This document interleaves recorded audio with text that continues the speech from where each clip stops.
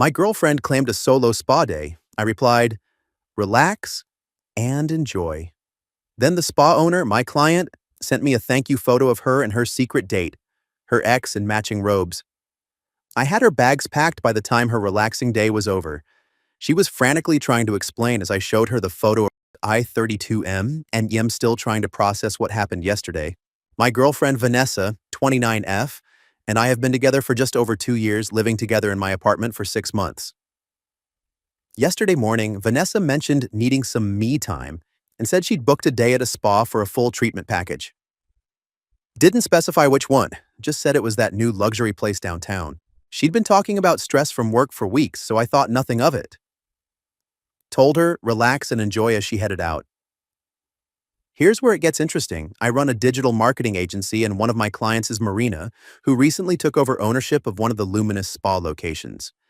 We've worked together for about 6 months, primarily through email and video calls. Strictly professional relationship. Around 2 p.m. I get a text from Marina. Thanks for the referral. Always appreciate your support. Attached was a photo of Vanessa in a plush white robe, champagne glass in hand, looking absolutely delighted with her arm around a guy. Not just any guy. Tyler 30M, her ex she swore was ancient history. My stomach dropped there. They were matching spa robes clearly on a couple's retreat package. Marina had no idea. Vanessa was my girlfriend. We've never met in person, and Vanessa had never visited my office. Marina just thought I'd referred new customers who had booked under Tyler's name. The pieces started falling into place. Her sudden girls' nights that ran late, the times her phone would ding and she'd flip it over. The mysterious work calls on weekends. I stared at that photo for a good 5 minutes. Then I just acted calmly, methodically. First, saved the photo and screenshot of Marina's message. Evidence secured. Next, I packed every single one of Vanessa's things, set everything neatly in the living room. Not thrown, not damaged, just removed from our shared space. Changed the Netflix password, removed her from my phone plan, called my landlord, asked about removing her from the apartment buzzing system, also called a locksmith who came immediately. Paid the express fee, $250 for same-day service. When asked if I wanted new keys for anyone else, I said, no, just one set for me. By 7 p.m. I heard her key in the lock. The key turned, but the door didn't open. The new locks had done their job, then came knocking. I opened it to see Vanessa looking relaxed, hair still damp from what I assume was her final soak in the hot tub with him. Vanessa? Hey, babe. Oh my God, that was amazing. Exactly what I needed. The massages were, she froze, noticing the suitcases and boxes. What is this? I silently held up my phone showing the photo Marina had sent, watched her face collapse. I can explain. It's not me, not what it looks like. You weren't on a spa date with Tyler while telling me you needed me time. Vanessa, where did you get that? Me. Marina is my client. Small world. Huh? She thought you were a referral. The color drained from her face. She started rapid-fire excuses. It was just catching up. We ran into each other there. It's not romantic. I just shook my head. Your things are packed. You should go. That's when the tears started. The begging, I made a mistake and it meant nothing and we can work through this. When that didn't work, came the anger. Vanessa, you're overreacting. Where am I supposed to go? Me, wherever you were planning to sleep. The nights you told me you were working late, I guess, or Tyler's place. You can't just throw me out. I live here. Your name's not on the lease. You're not being thrown out. Your things are packed neatly. Eventually, her friend Zoe came to pick her up. Zoe shot me a disgusted look like I was the villain. They loaded most of Vanessa's things, and I told her she could arrange to pick up the rest. Later, as they were leaving, Vanessa turned back. You'll regret this when you calm down. You'll see this was an overreaction. I just closed the door. Update 1. 1 week later, it's been a week since Spagate and things have escalated. First, Vanessa texted asking to get her remaining things on Wednesday. I replied that I'd be home from 6 to 8 p.m. at 6:30 p.m. The doorbell rings. It's not just Vanessa, it's Vanessa, Zoe, and Tyler. The audacity was breathtaking me. Why is he here? Vanessa? He has a truck for my things. She wouldn't meet my eyes. Tyler had this smirk that made my blood boil, but I kept it together fine. The boxes are right inside. I noticed Vanessa trying to head toward the bedroom. Where are you going? I need to check if you packed everything I did. Everything of yours is here. And that set her off your apartment. I've lived here for 6 months. I have rights. Me? Not according to the lease you never signed. Tyler stepped forward, chest puffed up. Don't talk to her like that, man. You have exactly 2 minutes to get these boxes and leave. Before I call the police for trespassing, you're being such an a-hole. She made one mistake. A mistake is forgetting to pick up milk. Booking a couple's spa day with your ex while lying to your boyfriend is a choice. As they were leaving, Vanessa turned back. Vanessa, what about the money I contributed to bills and the furniture we bought together? The furniture we bought together was a lamp and some throw pillows, which are in those boxes.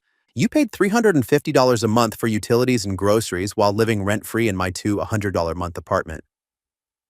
Consider us even after they left. I got texts from Vanessa's sister Mia, someone I'd always gotten along with. Mia, you didn't even give her a chance to explain. Tyler ran into her at the spa. You're ruining her life over nothing. I didn't bother explaining that couples packages at Luminous Spa need to be booked at least 3 days in advance. This wasn't a coincidence. Then came the social media assault. Vanessa posted a vague, tearful story about learning that people you trust can turn on you in an instant, and the pain of being discarded without a conversation. Mutual friends started reaching out asking what I'd done to hurt her. Vanessa's mother called me. I raised my daughter to be forgiving and understanding. I thought you had those qualities too. Mrs. Henderson with respect. Vanessa was on a romantic spa date with her ex-boyfriend while telling me she needed alone time. She says it wasn't planned. And even if it was, don't you think you're overreacting me? I consider lying and emotional cheating more than an indiscretion. She's devastated. Had to move in with Zoe. She's sleeping on a couch because you couldn't handle a simple conversation. I'm sorry she's uncomfortable, but that's not my responsibility anymore. While she still has her tea. Maybe when you cool down, she doesn't have access to this apartment anymore. Mrs. Henderson, the locks were changed the same day I found out. I got an email from Vanessa. I'd blocked her number. Subject line, what I'm owed. She demanded $1,800 for rent contributions. She never paid rent. $300 for her half of the TV. It was mine before she moved in, and $650 for emotional distress. I forwarded it to my buddy who's a lawyer. I also checked my credit card statements after noticing an unfamiliar decline charge. Called my bank and flagged potential fraudulent activity. Not once in all the tearful, please angry texts and family interventions has Vanessa actually denied being romantically involved with Tyler update. 2-3 weeks later, things escalated further. Vanessa showed up at my office during a client meeting. When I came out, she was clutching a gift bag. Inside was a watch, a knockoff of the expensive one I'd mentioned wanting months ago. Me? Where did you get the money for this? Does it matter? I wanted to show you I care. It matters if you're spending money on gifts when you're supposedly sleeping on Zoe's couch and demanding money from me. She switched tactics. I've been talking to people. What you did was illegal. You can't just throw someone out of their residence without notice. You weren't on the lease. You never established tenancy. Legally, my lawyer says, have them contact mine. I slid my attorney's business card across the table after she left. Things got dirty once she contacted my biggest client claiming to be my business partner with concerns about recent service. Thankfully, they called me directly. 2 anonymous, 1-star reviews appeared on my business pages. They began right after our breakup, and by now there were about a dozen. Reported them all with evidence. They were retaliatory. 3, her brother Noah showed up at my apartment building. Big guy, former college wrestler, security cameras caught him trying to get buzzed in, claiming he was there to get Vanessa's things. When denied, he paced outside for nearly an hour. My response to these escalations was strategic, documented everything, sent professional emails to clients about a disgruntled ex-partner, filed complaints against fake reviews, provided security footage to building management. Then came the revelation that changed everything. Marina called about a marketing issue and mentioned, By the way, those people you referred recently, they've actually been to our other locations before they came in using different contact information. This time, looking at our system, they've booked couples packages at our partner locations at least 3 times in the last month. Last month while we were still together. This wasn't a one-time mistake. I asked when their next appointment was. She checked and told me they were coming in that weekend. That Saturday, I had lunch at the cafe across from Luminous Spa. Sure enough, at 1 p.m., Vanessa and Tyler arrived together, holding hands, took photos from a distance. I sent one photo to Vanessa. Still nothing. Still an overreaction. Enjoy your spa day. The backpedaling was immediate. I didn't respond to any of her texts. Instead, I sent the photos to everyone who had contacted me defending her. Zoe, Mia Carroll, FY. This is what Vanessa claims was a one-time accidental meeting. The fallout was nuclear. Mia actually called to apologize. Even Zoe went silent. Only Carol doubled down. Well, you clearly weren't meeting her needs if she turned to someone else. The final nail came when Vanessa posted a couple's photo with Tyler on Instagram. Sometimes things fall apart, so better things can fall together. New beginnings. Tagged location, Luminous Spa. Final update.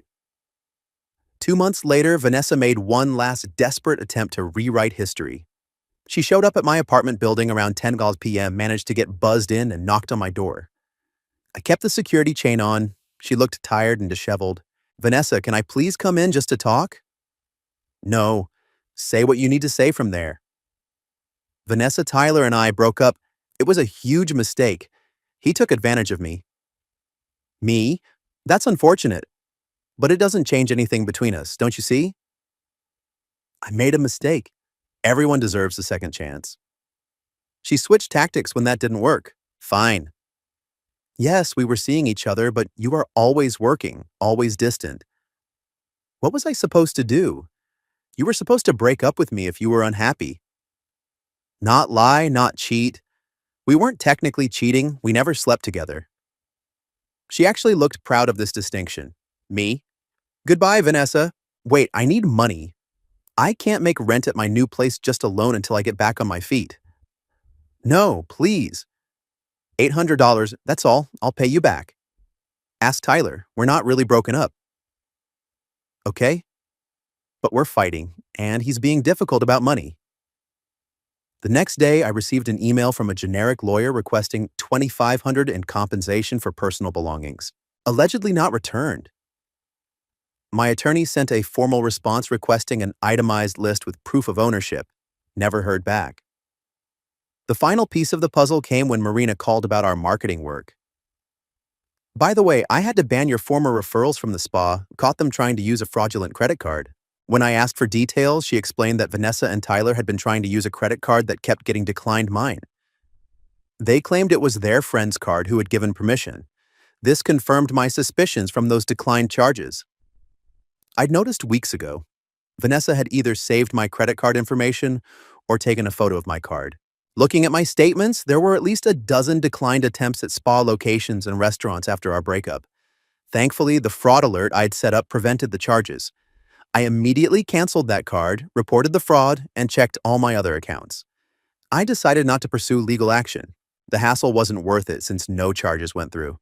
As for me, life is surprisingly good. The business is thriving.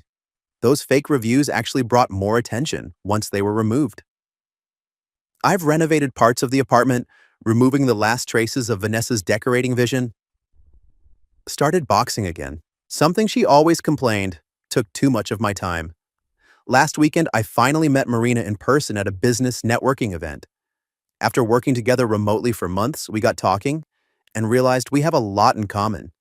Nothing romantic yet, but a genuine friendship forming, the most satisfying part.